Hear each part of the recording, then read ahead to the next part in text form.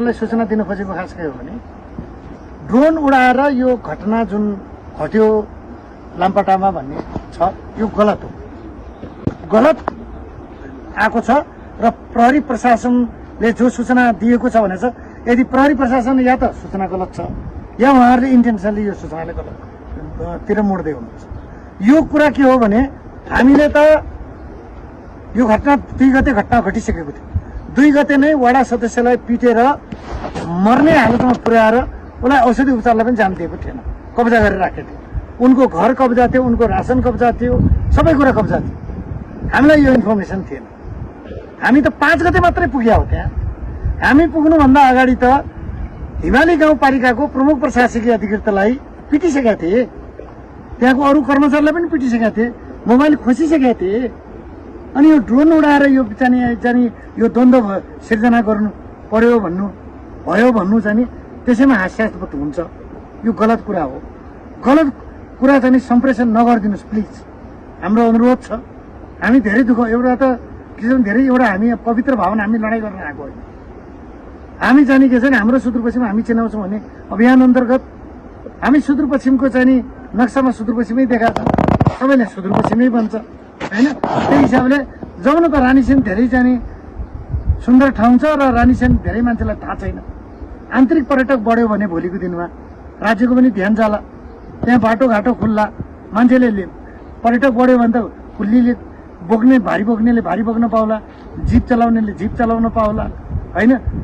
त्यसरी ग्रामीण भेगमा दुर्गम भेगमा चाहिँ रोजीरोटीको एउटा सुनिश्चितता होला, रोजगारीको सुनिश्चितता होला भन्ने हिसाबले हामीले यसलाई चाहिँ यो पिछडिएको क्षेत्र बाजुराको त्यो सुन्दर ठाउँलाई देखाएर केही हामीले मद्दत गर्न सक्छौँ कि त्यो सूचना मार्फत भन्ने पवित्र उद्देश्यको त हाम्रो अरू कुनै स्वार्थ छैन होइन। हाम्रा त्यहाँ कुना कन्दरामा बसेका दाजुभाइले भोलिको दिनमा आफ्ना उत्पादन गरेका चिज बिक्री गरेर भए पनि गुजारा गर्न सक्छन् होइन, थातथलो छोड्नु पर्दैन भन्ने उद्देश्य हो। अब हामीले धनगढीबाट 31 गते हामी हिँड्यौँ। 29 गते बाजुरा जिल्ला र अछाम जिल्लाको सिडिओ साहबलाई हामीले पत्र पठाएका छौँ। पत्रमा भ्रमण तालिका पनि पठाएको छौँ। भ्रमण तालिकामा कुन दिन हामी कहाँ जान्छौँ, कुन दिन बिहानको खाना कहाँ खान्छौँ, राति बास कहाँ बस्छौँ भनेर पठाएका छौँ। एक कुरा 29 गते 31 गते हामी हिँड्यौँ। हाम्रो यत्रो हिँड्दाखेरि हामीलाई यस्तो विवाद 3 गते आखिर विवाद भइसकेको रहेछ। हामीलाई कुनै इन्फर्मेसन नभइदिएको भए रानीसेन जान 5 घन्टा बाँकी थियो पुग्नलाई। हामी 5 घन्टाबाट फिर्ता भयो।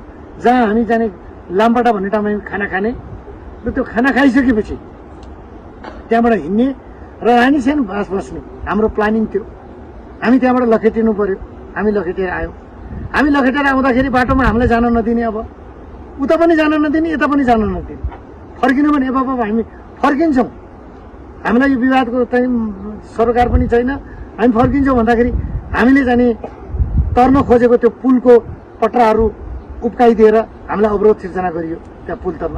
हामी जसोतसो तरेर यहाँसम्म आयौँ र अहिले हामी बौडी भन्ने ठाउँमा बसिरहेको छौँ होइन।